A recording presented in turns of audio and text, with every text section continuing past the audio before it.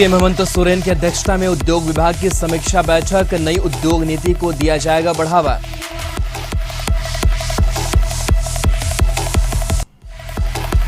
झारखंड में जगन्नाथ रथ यात्रा पर सस्पेंस बरकरार, हाईकोर्ट ने सरकार के नीतिगत मामले में हस्तक्षेप करने से किया इनकार।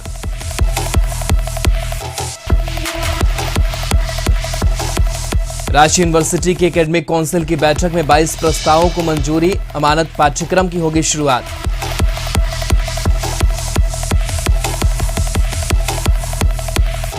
दिल्ली से मानव तस्कर के चंगुल से छूटे 27 बच्चों को लाया गया रांची, कोरोना टेस्ट के बाद निगरानी में भेजा जाएगा परिजनों के पास।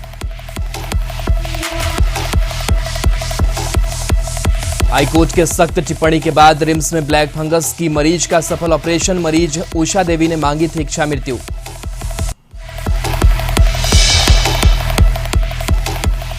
बोकारो के नावाजी गांव में जंगली हाथियों का उत्पात, कई घरों को किया जमींदोज, दहशत में ग्रामीण।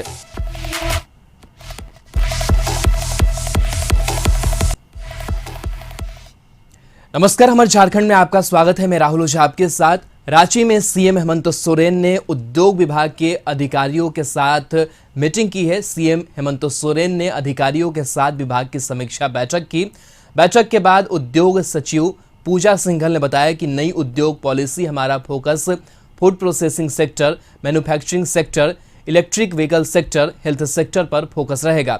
साथ ही हायर एजुकेशन और टूरिज्म को प्रमोट करना भी हमारा मकसद है। सरकार की नए इंडस्ट्री पॉलिसी कैबिनेट ने पास किया है। पॉलिसी के अनुसार लोगों को रोजगार के अनुरूप जोड़ा जाएगा। 1 लाख करोड़ का इन्वेस्टमेंट और 5 लाख के करीब रोजगार जनरेट कर सकेंगे। उनको कैसे शुरू किया जा सकता है उस पर भी बात हो रही है। झारखंड में बीते 7 सालों में कई लोगों को इंडस्ट्री के लिए जमीन दी गई थी और वहां पर जिस परियोजना के लिए जमीन दिया गया था उसका इस्तेमाल नहीं करने पर उसे रद्द किया जाएगा।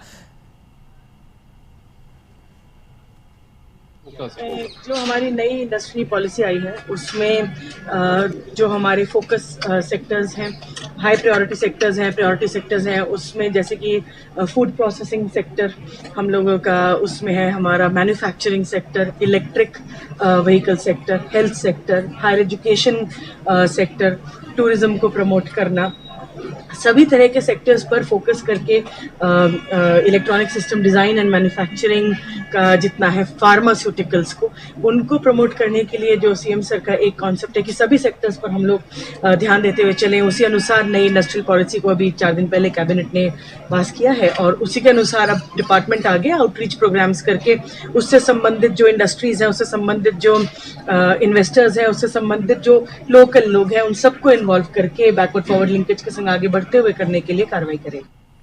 रांची के डोरंडा स्थित राज्य श्रम विभाग में ट्रेड यूनियन लाइसेंस को लेकर गिरिनाथ सिंह की अध्यक्षता में बैठक की गई। बैठक में श्रम मंत्री सत्यानंद भोक्ता शामिल हुए। बैठक में 950 ट्रेड यूनियन के लाइसेंस में से लगभग 750 ट्रेड यूनियन का लाइसेंस को समाप्त किया गया था। उसी को लेकर बैठक में चर्चा की गई। चर्चा के बाद यह निर्णय लिया गया कि अब नए सिरे से ट्रेड यूनियन का लाइसेंस बनेगा। इसके लिए कुछ सरलीकरण किया जाएगा जिससे आसानी से ट्रेड यूनियन को लाइसेंस मिल जाएगा। श्रम मंत्री सत्यानंद भोक्ता ने कहा, ट्रेड यूनियन लाइसेंस को लेकर चर्चा की गई है। श्रम विभाग के सचिव को निर्देश दिया गया है कि जल्द ही ट्रेड यूनियन लाइसेंस को लेकर जो समस्या आ रही है उसे निपटारा किया जाए। हम लोग सरल किए हैं, मतलब कोई पेचीदा नहीं है। 50 रुपये का आपको निबंधन के लिए ड्राफ्ट देना है, ऑनलाइन भी है ई पेमेंट, तो बहुत सरल है, कोई भी निबंधन करवा सकता है। पुराना पेच अब नहीं है, झारखंड है, नया राज्य है, नई सरकार है। ये आशा उम्मीद के साथ सब लोग आए हैं, सभी को मनोकामना पूरा हम लोग करेंगे। झारखंड मौसम केंद्र के अनुसार राज्य के कुछ जिलों में भारी बारिश के आसार हैं। झारखंड में वज्रपात को लेकर मौसम विभाग ने अलर्ट जारी किया है। कई इलाकों में मेघ गर्जन के साथ वज्रपात की आशंका बनी हुई है। तो साथ ही इस अलर्ट को लेकर के लोगों से सावधान रहने की अपील भी की गई है। भारी बारिश कई जगहों पर होगी इसकी आशंका, साथ ही वज्रपात की भी आशंका जाहिर की गई है।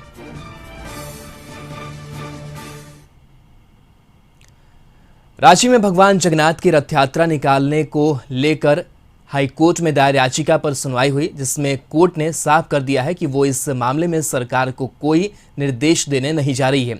मुख्य न्यायाधीश डॉक्टर रवि रंजन, न्यायाधीश SN प्रसाद की अदालत में सुनवाई के दौरान अदालत ने मामले में रथ यात्रा निकालने के लिए सरकार को किसी भी प्रकार का निर्देश जारी करने से इनकार कर दिया। उन्होंने कहा कि यह सरकार का नीतिगत मामला है, इसमें वो कोई निर्देश नहीं दे सकते। सरकार खुद निर्णय ले। अगर सरकार यात्रा निकालने की निर्णय लेती है तो वह सुप्रीम कोर्ट के गाइडलाइंस का पालन करे। राज्य सरकार को इसमें निर्णय लेने के लिए कहा है और मौखिक टिप्पणी करते हुए कहा कि चूंकि आदेश की कॉपी आने में समय लगेगा, इसलिए राज्य सरकार के अधिवक्ता राज्य सरकार को संपर्क कर उन्हें सूचित करें कि यथाशीघ्र इस पर निर्णय लें कि किस प्रकार से रथ यात्रा की व्यवस्था की जा सकती है, जिसमें सीमित लोग हों और सीमित शर्तों के साथ इस रथ यात्रा को निकाला जा सके। इस पर राज्य सरकार को निर्णय लेना है। जमशेदपुर में कोर्ट ने मानगो सहारा सिटी में नाबालिग से दुष्कर्म मामले में दोबारा जांच कर FIR दर्ज करने का आदेश दिया है।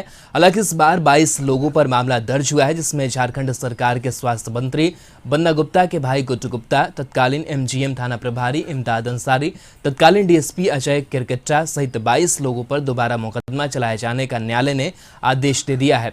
आपको याद दिला दें कि 2016 में कशिश न्यूज ने इस खबर को सबसे पहले और प्रमुखता से दिखाया था। बलात्कार कांड में तत्कालीन MGM थाना प्रभारी और पचमदा DSP और गुड्डू गुप्ता शामिल हैं। उस वक्त पीड़िता न्यायालय में चीख कर इन लोगों का नाम कह रही थी, लेकिन पावर और पैसे के कारण पूरे मामले को रफा दफा करवा दिया गया था। यहां तक कि CID जांच हुई और CID जांच में DSP और इंस्पेक्टर को क्लीन चिट दे दी गई। उसके बाद पीड़िता की मां लगातार न्यायालय का चक्कर लगा रही थी। अब न्यायालय ने गंभीरता से विचार करते हुए 22 लोगों पर दोबारा मुकदमा चलाए जाने का आदेश दे दिया है। लोगों का नाम बताया गया पीड़िता की ओर से, लेकिन 3 ही लोगों पर FIR दर्ज होती है, जिसमें CID जांच के लिए भी आदेश पारित होती है, लेकिन CID जांच अभी तक पूरी नहीं हुई, जिस एवज में मैं हाईकोर्ट भी गई हुई हूँ ताकि CBI जांच हो, जो कि मामला अभी तक तो हाईकोर्ट में पेंडिंग पड़ी हुई है। इन द मीन टाइम यहाँ पे ट्रायल शुरू होती है और ट्रायल के दौरान 10 लोगों की गवाही होती है। 10 लोगों की गवाही में पीड़िता की भी गवाही हुई है और पीड़िता ने अपनी गवाही के दौरान करीबन 22 लोगों के और नाम लिए हैं, जिनके एवज में बुकनी भगत के द्वारा, जिसे मैंने आइडेंटिफाई करके एक पिटीशन डाला है 319 का, जिसमें बाकी लोगों को नोटिस किया। झारखंड सरकार के परिवहन मंत्री चंपई सोरेन ने जमशेदपुर उपायुक्त कार्यालय में कल्याण विभाग और परिवहन के अधिकारियों के साथ बैठक की, जिसमें नई योजना भी बनाई गई ताकि आने वाले दिनों में एक गांव से दूसरे गांव को कैसे जोड़ा जाए, इसे लेकर मंथन किया गया। मंत्री ने जिस जर्जर सड़कों की लिस्ट मांगी, परिवहन मंत्री ने यातायात को सुगम कैसे बनाया जाए उसको लेकर अधिकारियों के साथ बैठक कर रणनीति तय की। उड़ीसा और पश्चिम बंगाल बॉर्डर पर दूसरे राज्यों से गाड़ियों के प्रवेश और कागज के नाम पर खाना पूर्ति कर बॉर्डर पास कराने वाले दलालों पर कैसे नकेल कसा जाए, इसे लेकर भी बातचीत हुई।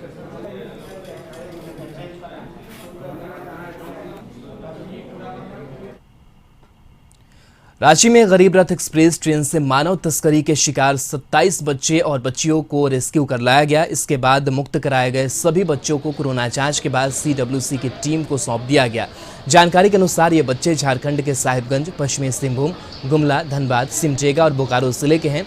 बता दें कि CM हेमंत सोरेन के निर्देश पर मानव तस्करी पर अंकुश लगाने के लिए देश भर से मानव तस्करी के शिकार लोगों को मुक्त करा उनका पुनर्वास किया जा रहा है। इस तरह जुलाई में कुल 27 बच्चों को मानव तस्करों के चंगुल से मुक्त कराया जा चुका है। इन बच्चों को एकीकृत पुनर्वास संसाधन केंद्र झारखंड भवन नई दिल्ली के जरिए स्थानीय आयुक्त मस्तराम मीणा के निर्देशानुसार दिल्ली के कई स्थानों से दिल्ली पुलिस के सहयोग से मुक्त कराया गया। बच्चों को जिले में संचालित कल्याणकारी योजनाओं से जोड़ते हुए उनकी सतत निगरानी की जाएगी। तो हम लोग को ये झारखंड टीम गया था ना, उसी में से हम लोग को उठाया था। स्कॉट में तो लेडीज कांस्टेबल का जरूरी ना है, इसी वजह से उठाया गया था। फादर स्टेन स्वामी न्याय मंच ने रांची के भाकपा माले कार्यालय में शोक और श्रद्धांजलि सभा का आयोजन किया। इस श्रद्धांजलि सभा में माले के राष्ट्रीय महासचिव दीपांकर भट्टाचार्य समेत विधायक विनोद सिंह समेत जेएमएम के प्रवक्ता सुप्रियो भट्टाचार्य भी शामिल हुए और श्रद्धांजलि दी। वहीं माले भाकपा के कार्यकर्ता भी भारी संख्या में शामिल होकर स्टेन स्वामी को श्रद्धांजलि दी। मीडिया से बात करते हुए माले के राष्ट्रीय महासचिव दीपांकर भट्टाचार्य ने कहा कि न्याय का संघर्ष तेज करने की जरूरत है, क्योंकि स्टेन स्वामी को जमानत नहीं दी गई। उनके साथ अन्याय हुआ है। आखिरी दौर में रांची आना चाहते थे लेकिन आने नहीं दिया गया, जिससे मानवता पूरी तरह से शर्मसार हुई है। स्टेन स्वामी झारखंड में बंद कैदियों की रिहाई के लिए आवाज उठाया करते थे, साथ ही साथ राजनीतिक बंदी के रिहाई के लिए भी आगे रहते थे। अब उनके अधूरे काम को भाकपा माले और विपक्ष मिलकर पूरा करेगी। अभी और तेज करने की जरूरत है, क्योंकि जमानत तक उनको नहीं दी गई और हमें लगता है कि जो उनके साथ बहुत ज़्यादा अन्याय हुआ, वो जिस बीमारी के हालत में थे, एक सीपर के लिए, एक स्ट्रॉ के लिए संघर्ष करना पड़ा। आखिरी दौर में उनको रांची तक आने नहीं दी।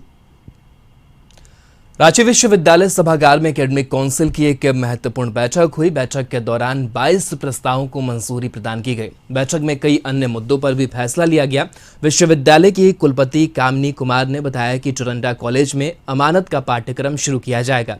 उन्होंने कहा कि इस पाठ्यक्रम के शुरू हो जाने से करीब 10,000 छात्रों को लाभ होगा। इसके अलावा रिम्स में कोर्स शुरू होने के बाद डॉक्टरों को बहुत लाभ मिलेगा। कुलपति ने बैठक के दौरान लिए गए अन्य निर्णयों की भी चर्चा की। इस बैठक में कई मुद्दे महत्वपूर्ण थे।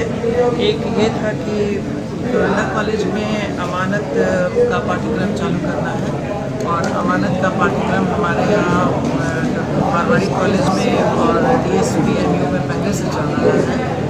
चूँकि यह पाठ्यक्रम +2 के बाद का है, तो ये हमारे लिए परेशानी हो रही थी कि हम तो डिग्री के बाद वाले जो लोग 3 इयर्स डिग्री कोर्स कर लेते हैं, उसके बाद का पाठ्यक्रम हम शुरू करते हैं। लेकिन चूँकि टोरंडा कॉलेज में करीब 10,000 से ऊपर बच्चे हैं और हमें उम्मीद है कि ये कॉलेज भी ऑटोनोमस हो जाएगा और ये कोर्स करने के बाद छात्रों को तुरंत नौकरी मिल जाती है। हाईकोर्ट की टिप्पणी के बाद ब्लैक फंगस मरीज उषा देवी का रिम्स में ऑपरेशन किया गया। ऑपरेशन के बाद इच्छा मृत्यु की मांग कर रहे परिजन अब खुश दिख रहे हैं। बता दें कि गिरिडीह के पचंबा की रहने वाली उषा देवी ब्लैक फंगस बीमारी से पीड़ित हैं और वह रिम्स में भर्ती हैं। कई दिनों भर्ती रहने के बाद रिम्स प्रबंधन ने मरीज को किसी दूसरे अस्पताल ले जाने की बात कह दी थी, जिसके बाद परिजनों ने इच्छा मृत्यु की मांग की थी, जिस पर हाई कोर्ट ने कड़ी टिप्पणी की थी, जिसके बाद अब उषा देवी का रिम्स में ही ऑपरेशन किया गया। परिजनों ने बताया कि फिलहाल आंख और नाक का ऑपरेशन हुआ है। प्लास्टिक सर्जरी और ब्रेन का काम अभी तक बाकी है। ऑपरेशन के बाद अब उम्मीद की जा रही है कि जल्द ही उषा देवी स्वस्थ हो जाएंगी। उम्मीद हो चुके थे कि रिम्स में हम लोग का मम्मी का इलाज होगा, लेकिन फिर बाद में होने लगा इलाज, तो ठीक लग रहा है।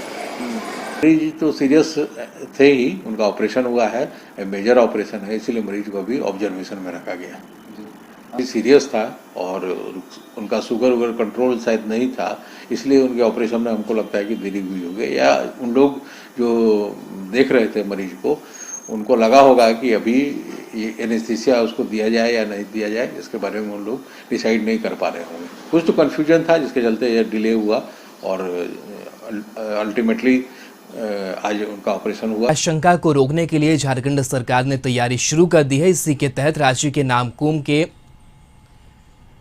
इस जगह पर बेड की जो तैयारी है वो की गई है। सामुदायिक स्वास्थ्य केंद्र में 10 बेड का समुचित ऑक्सीजन युक्त वार्ड बनाकर तैयार है, ताकि कोरोना अगर ग्रामीण इलाकों में फैलता है तो उसे रोका जा सके। 24 घंटे इस सामुदायिक स्वास्थ्य केंद्र में चिकित्सकों की विशेष निगरानी रहेगी। डॉक्टरों का मानना है कोरोना को देखते हुए आने वाले समय में मजबूती से लड़ने की तैयारी इस सामुदायिक स्वास्थ्य केंद्र में चल रही है। फिलहाल इस स्वास्थ्य केंद्र में 10 बेड का समुचित ऑक्सीजन युक्त इंसुलेशन वार्ड की तैयारी पूरी जोर शोर से चल रही है।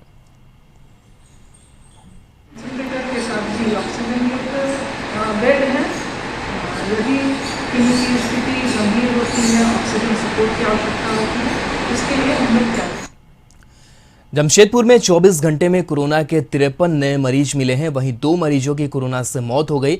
शहर में एक बार फिर से कोरोना के मरीज बढ़ने लगे हैं, जिसके बाद एक बार फिर स्वास्थ्य विभाग अलर्ट पर है। स्वास्थ्य विभाग लाउड स्पीकर के माध्यम से लोगों से मास्क लगाने, सोशल डिस्टेंसिंग का पालन करने और भीड़ भाड़ वाले इलाके में ना जाने को लेकर आग्रह कर रहा है। हालांकि लॉकडाउन खत्म होने के बाद लोगों के अंदर कोरोना का डर खत्म होता नजर आ रहा है। लोग सोशल डिस्टेंसिंग का पालन नहीं कर रहे हैं।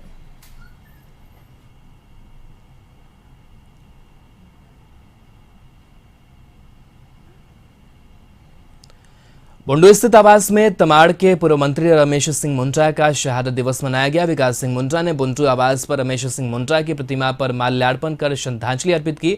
रमेश सिंह मुंडा की धर्मपत्नी विधायक पुत्र विकास सिंह मुंडा समेत पूरे परिवार के लोग और झामुमो के बुंडू तमाड़ के कार्यकर्ताओं ने सामूहिक रूप से आवास पर पुष्प अर्पित कर श्रद्धांजलि दी। इस अवसर पर वर्तमान विधायक विकास सिंह मुंडा ने कहा कि आज का दिन हम सबों के लिए शोक का दिन है। 2008 में तमाड़ की जनता ने अपने सरप्रिय और महान नेता को खो दिया। सरल और सादे नेता के रूप में अपनी पहचान बनाकर गरीबों और शोषितों की आवाज़ बनकर रमेश सिंह मुंडा ने अंतिम क्षण तक कार्य किया।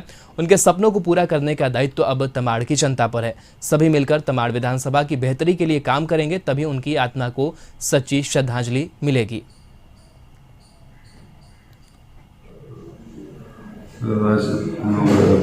हमारे पिताजी का 13 शहादत दिवस आज शहादत दिवस पुण्यतिथि आज उनकी है। और देखिए, हमारे पिताजी एक तरीके से कहिए कि इस क्षेत्र के लिए एक जननेता के रूप में थे और उनके तुलना ना तो किसी से की जा सकती है, ना ही उनके बराबर कोई पहुंच सकता है। और दूसरी सबसे बड़ी चीज़ है कि हम लोग निश्चित तौर से उनके जीवन के उद्देश्य और आदर्शों को आज के दिन में हम लोग इस क्षेत्र के लिए काम कर रहे हैं और आने वाले समय में भी उन्हीं आदर्शों और मूल्यों को जिंदा रखते हुए हम लोग आने वाले भविष्य में भी काम करें। पेट्रोलियम पदार्थों की कीमतों में लगातार हो रही बढ़ोतरी के खिलाफ कांग्रेस कार्यकर्ताओं ने केंद्र सरकार के खिलाफ विरोध प्रदर्शन किया और पीएम मोदी का पुतला फूंका। युवा कांग्रेस के जिलाध्यक्ष विनोद ने कहा कि कांग्रेस की सरकार में पेट्रोल 60 रुपये था, तब भी बीजेपी के लोग महंगाई की बात करते थे। आज पेट्रोल 100 के पार है तो बीजेपी के लोग खामोश बैठे हैं। कोरोना काल में करोड़ों लोगों का रोजगार छिन गया है। जैसे तैसे घर चल रहा है, ऊपर से सरकार पेट्रोल डीजल की कीमतें लगातार बढ़ा रही है। जहाँ रोजगार जा रहा है, जो नवयुवक है, जो बेरोजगार युवक है, उन लोगों को पेट्रोल भराना पड़ रहा है, डीजल भराना पड़ रहा है। ऑटोमेटिकली सबके पॉकेट में बोझ ज़्यादा पड़ रहा है। तो हम लोग इसी का विरोध किए हैं। हमारी जो केंद्र सरकार है वो जिस तरीके से पेट्रोल डीजल दाम बढ़ाई हुई है, जिस समय याद है यूपी गवर्नमेंट 2012-13 में उस समय था, उस समय 60 रुपये लीटर था तो उस समय हंगामा किए हुए थे। स्मृति ईरानी से सभी लोग रोड पे आ रखे थे।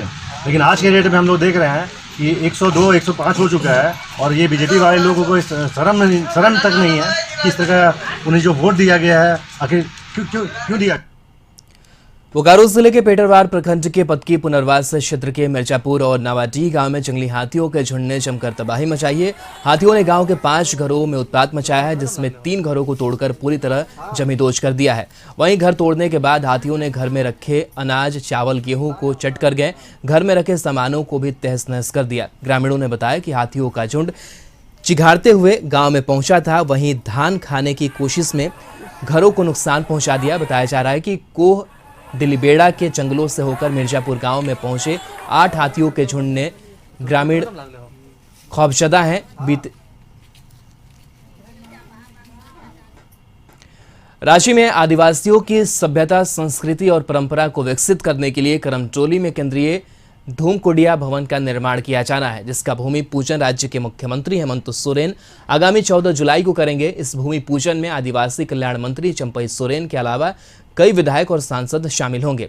बता दें कि धूमकुड़िया को सामान्य भाषा में युवा गृह कहते हैं। गांव के युवा अपने सभ्यता, संस्कृति और परंपरा की सीख इस धूमकुड़िया से लेते हैं। करमटोली में बनने वाले धूमकुड़िया भवन मुख्य भवन होगी, जो राज्य के गांव मोहल्ले क्या जनजातीय समाज पर निगरानी रखेगी।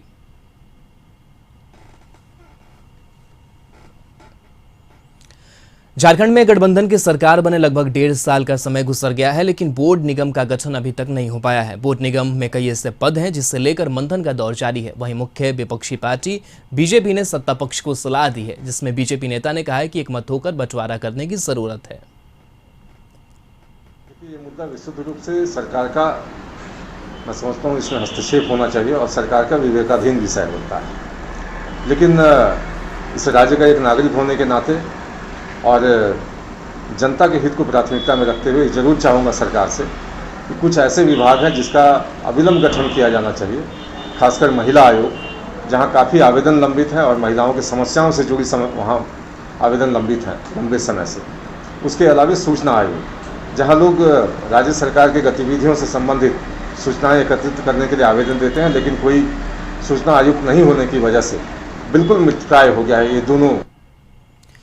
देवघर जिले में अब ऑक्सीजन की कमी से लोगों की जान नहीं जाएगी। Deoghar civil surgeon doctor Yugal Kishore Chaudhary ने ऑक्सीजन प्लांट को लेकर विस्तृत जानकारी देते हुए कहा कि देवघर जिले को 4 ऑक्सीजन प्लांट की मंजूरी मिली है, जिसमें 2 केंद्र सरकार और 2 राज्य सरकार के जरिए बनाया जा रहा है। इसमें सबसे बड़ा ऑक्सीजन प्लांट देवघर सदर अस्पताल में लगाया जा रहा है। सिविल सर्जन ने जानकारी देते हुए कहा कि कोरोना की दूसरी लहर में ऑक्सीजन की कमी से काफी लोगों की जान गई है, लेकिन भविष्य में ऑक्सीजन की कमी से लोगों की जान नहीं जाएगी। सिविल सर्जन ने जानकारी देते हुए कहा कि देवघर सदर अस्पताल और मधुपुर में ऑक्सीजन प्लांट के लिए मशीन पहुंच चुकी है और यह दोनों ही प्लांट राज्य सरकार के जरिए स्थापित किया जा रहा है, जिसे 1 हफ्ते के अंदर शुरू कर दिया जाएगा। वहीं देवघर के पुराने सदर अस्पताल और देवीपुर के एम्स में ऑक्सीजन प्लांट की तैयारियां चल रही है। 1 महीने के भीतर सभी 4 प्लांट शुरू कर दिए जाएंगे।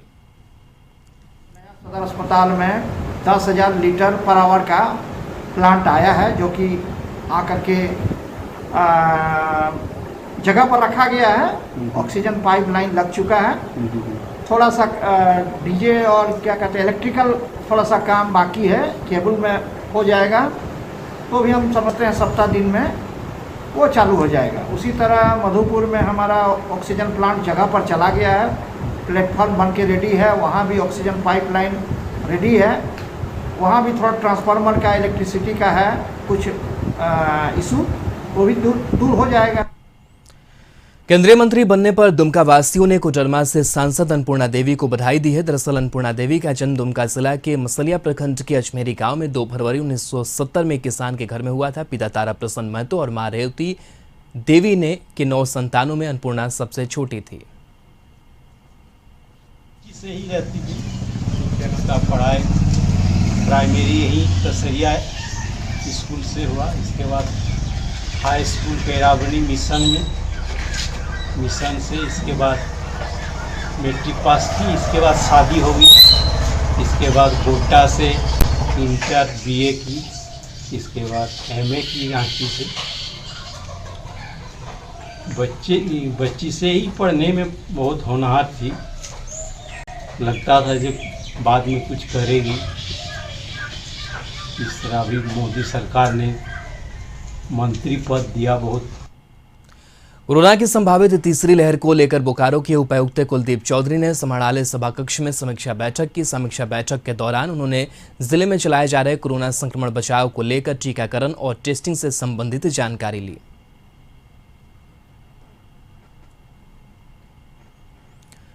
रांची के कांके थाना क्षेत्र में रिंग रोड पर कार की चपेट में आने से बाइक सवार 2 दोस्तों की मौत हो गई। ग्रामीणों ने बताया कि कमरे के रहने वाले राहुल नायक और दीपक काम कर बाइक से घर लौट रहे थे, तभी यह हादसा हुआ।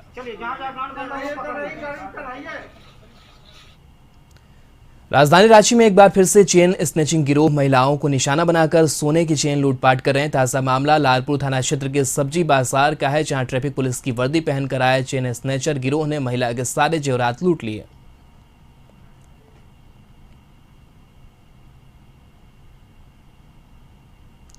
लोहरदगा में किस्को वन क्षेत्र के तीसिया, सलैया और मंडुआ पाट गांव में बाघिन से दहशत है। ग्रामीण बताते हैं कि बाघिन ने अब तक आधा दर्जन पशुओं को अपना शिकार बनाया है। जंगलों में बाघिन की उपस्थिति की जानकारी सामने आने के बाद से ही लोग दहशत में हैं।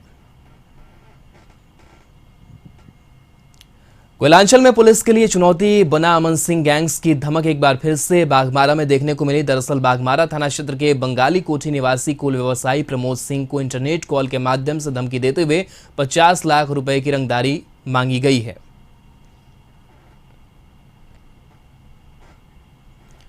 धनबाद में अस्पताल में ड्यूटी में तैनात एक होमगार्ड जवान की मौत हो गई। परिजनों ने गृह रक्षा वाहिनी के ऊपर होमगार्ड जवान की हत्या करने का आरोप लगाया है। पिछले 3 महीने से उन्हें वेतन नहीं मिल रहा था।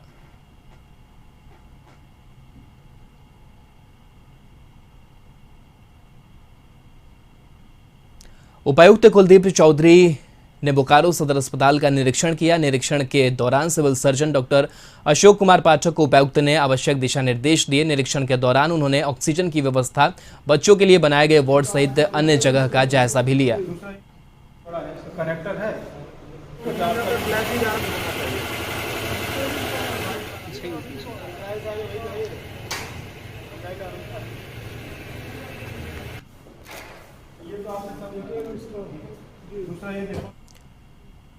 देवघर में मधुपुर अनुमंडल पदाधिकारी सौरभ भुआवनिया ने कार्यालय कक्ष में कई प्रखंड के प्रशासनिक पदाधिकारियों के साथ बैठक की। उनके क्षेत्र की समस्याओं के संबंध में जानकारी ली। कोरोना और वैक्सीनेशन शिविर और चिकित्सा सुविधा के संबंध में भी बातचीत हुई। देवघर के मधुपुर नगर परिषद सभागार में कार्यपालक पदाधिकारी सुशील कुमार ने चैंबर ऑफ कॉमर्स और लायंस क्लब के साथ बैठक कर कई बिंदुओं पर चर्चा की। इस दौरान शहर की समुचित साफ सफाई समेत यातायात व्यवस्था को दुरुस्त करने और वन वे का पालन कराने के लिए सभी सदस्यों ने आवश्यक सुझाव भी दिया। जमशेदपुर के घाटशिला विधानसभा के घाटशिला ब्लॉक में आंगनबाड़ी सेविका की नियुक्ति घोटाला का सनसनीखेज मामला सामने आया है। 2 महिला उपायुक्त कार्यालय पहुंची और सीधे तौर से वीडियो और सीडीपीओ पर आंगनबाड़ी सेविका और सहायिका के चयन में घोटाला का आरोप लगाया। ब्लॉक में लेकर दिए थे 2018 में, तो उन लोग बोले जो सीडीपीओ मैडम गई है 1 मास छुट्टी महीने के लिए। उन लोग को जिस दिन उन लोग का रिटायर हुआ था, तो फिर जाकर फिर ये आम सभा हुई, तो आम सभा में मेरा मार्कशीट नहीं था, तो मेरे को 8 दिन समय दिए थे, तो इसका भी चयन हुई थी। क्या मामला क्या? आंगनबाड़ी चयन के लिए सेविका और सहायिका रिटायर होने के बाद मैंने सरायकेला के चांडिल अनुमंडल क्षेत्र के कपाली नगर परिषद क्षेत्र के वार्ड 2 और 3 में बारिश से सड़क पर 2 फीट पानी जमा हो गया है। नगर परिषद के पदाधिकारियों को सारी जानकारी होने के बावजूद लोग बिना बिजली और पेयजल के जीवन बिता रहे हैं।